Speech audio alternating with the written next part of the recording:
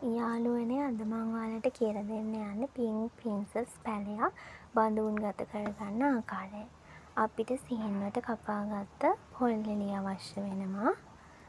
Compost පොහොර,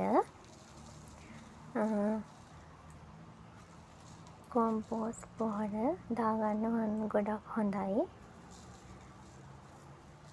මේ මාධ්‍ය හොඳින් කලවම් කරගන්න.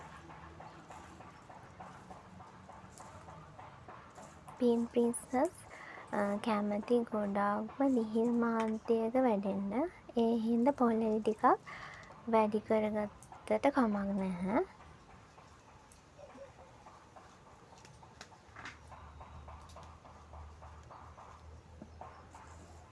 හොඳින් මාධ්‍ය මිශ්‍ර කරගන්න. සිදුරු තියෙන බඳුනකට සාමාන්‍ය ප්‍රමාණයෙන් මාධ්‍ය පුරවගන්න. පින්ක් ප්‍රින්සස් පැලය අරගෙන පෝච්චිය හරි මැදින් තියලා මාධ්‍ය එකතු කරගන්න.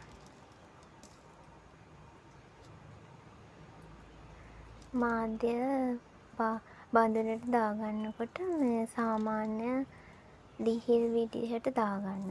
තද කරන්න යන්න එපා අනවශ්‍ය විදිහට.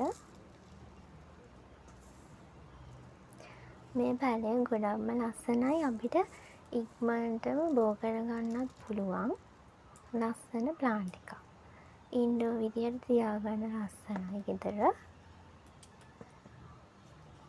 මේ විදිහට සිටව ගන්න.